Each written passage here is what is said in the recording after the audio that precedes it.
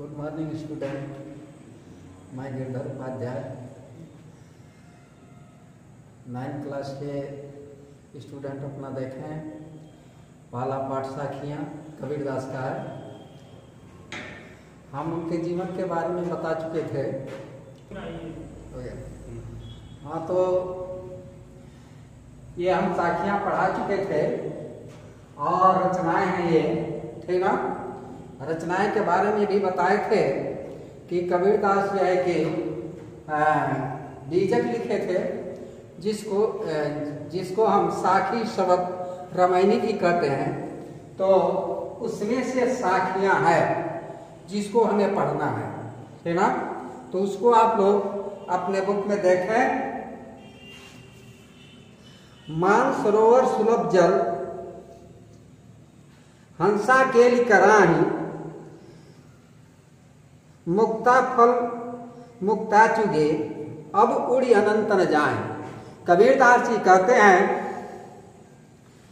कि ये जीव जो है कि ईश्वर के पास जाकर के अपने अच्छे कर्मों को करके ईश्वर के पास जाकर के अनंत सुख को प्राप्त करता है।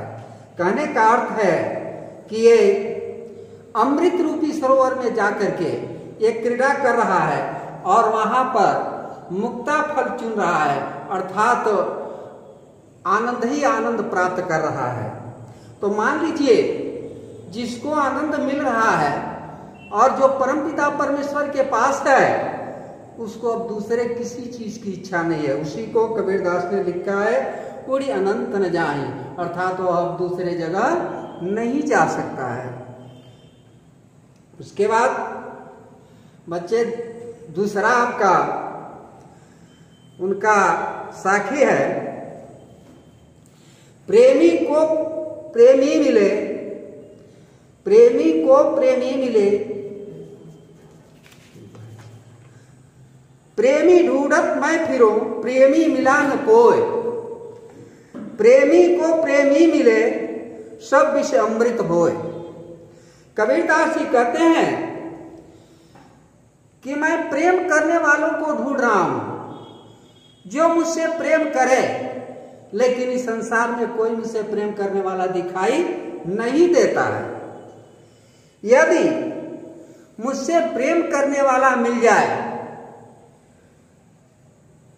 तो हमारी सारी विकलता जो है कि लिखा है विषय अमृत होए, अर्थात विषय अमृत हो जाता है, अर्थात सारी हृदय की विकलता जो है कि दूर हो जाती है। आपका तीसरा जो है कि साखी है, हस्ती हस्ती चढ़िए ज्ञान की सहज दुलीचा डारी, स्वान रूप संसार है भूखन दे मखमारी। कबीरदास जी कहते हैं, ऐ इंसान, तू जो है कि ज्ञान को जब प्राप्त कर लेते हो तो तुम्हारे पास अहंकार भी हो जाता है, लेकिन याद रखिएगा कि कोई काम कीजिएगा तो आपके पास अहंकार नहीं होना चाहिए। सहज बुरी चाडारी, अर्थात आपके पास अहंकार नहीं होना चाहिए। अहंकार को त्याग करके कोई काम कीजिएगा ताकि सबसे प्रेम रहे, क्योंकि कबीरदास जी कह रहे हैं स्वान रूप संसार है।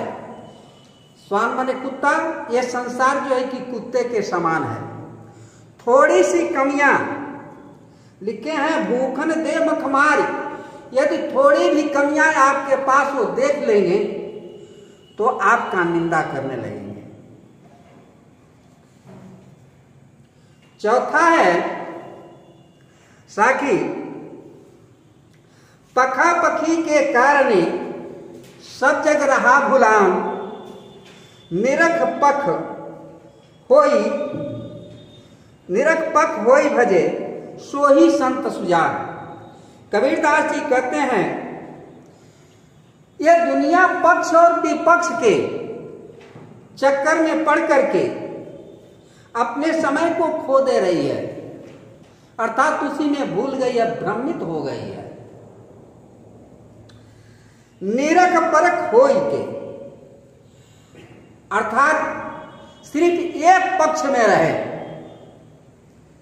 जो एक पक्ष में रहता है, जो सिर्फ ईश्वर का भजन करता है, श्री हरि के चरणों में जिसका ध्यान रहता है, उसी को कबीरदास जी ने सज्जन और संत महान माने हैं। बच्चों, ये हमारी जो है कि प्रिय साखियां हैं जिसको आप पढ़ रहे हैं। अगर अपने जीवन में इसे उतार लिया जाए तो वह मनुष्य, वह बालक अवश्य जो है कि ऊपर उठता है, इसमें कोई संदेह नहीं है। पांचवा है, हिंदू मुआ राम कही मुसलमान खुदाए, कहे कबीर सो जीविता जो दूह के निकट न जाए। कबीरदास जी कहते हैं, हिंदू जो है कि राम राम कहता है, अर्थात वह राम को भजता है, और मुसलमान जो है कि खुदा को मानता है ना।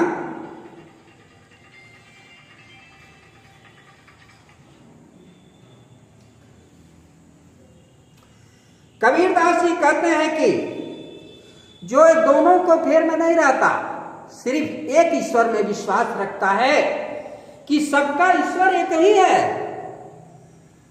उसी ईश्वर को हम खुदा कहते हैं, उसी ईश्वर को हम राम कहते हैं। अर्थात सभी धर्म को मानने वाले सभी लोग एक ही ईश्वर का भजन करते हैं।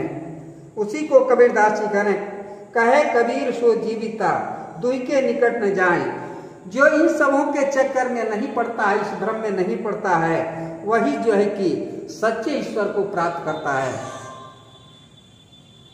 वही सच्चा सज्जन व्यक्ति है।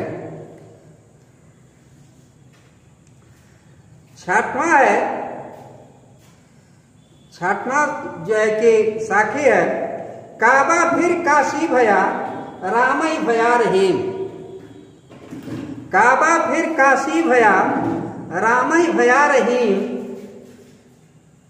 मोट चून मैदा भया बैठ कबीरा जिम।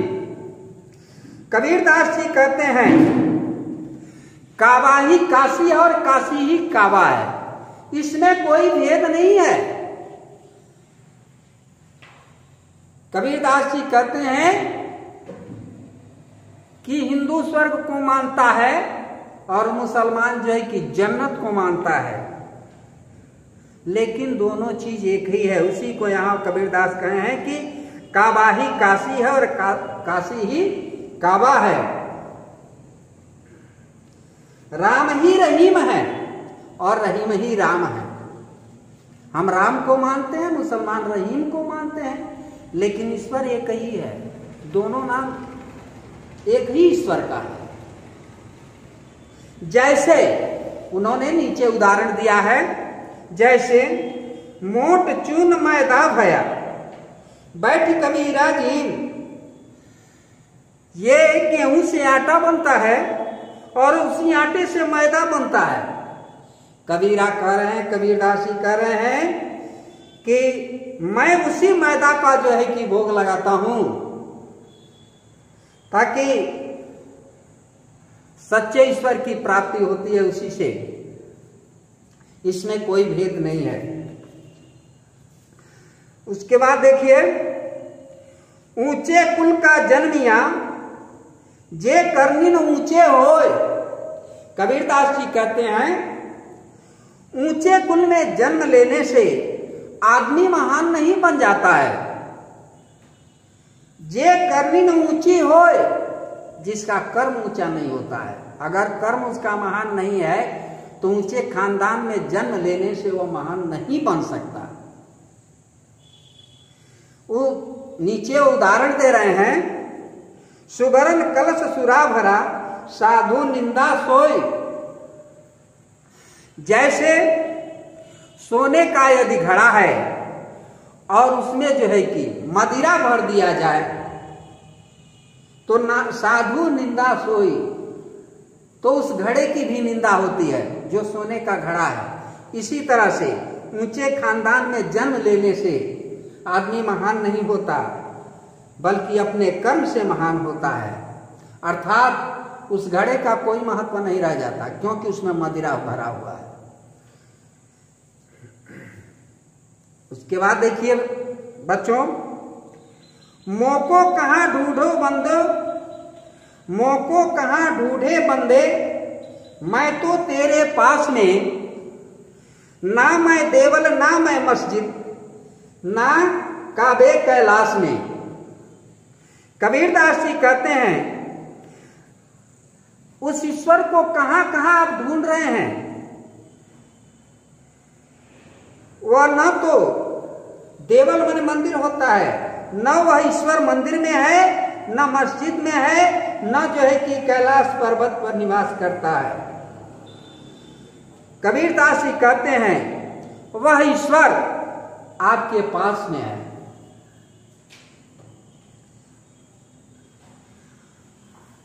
लिखे हैं ना तो कौन क्रियाकलाप में, ना ही योग वैराग में, ना ही वह ईश्वर कर्म कांड में निवास करता है, ना ही योग साधना में निवास करता है। कोई क्रियाकर्म में वह निवास नहीं करता है। कबीरदास जी कहते हैं खोजो तो तुरंत ही मिले पल भर की तलाश में।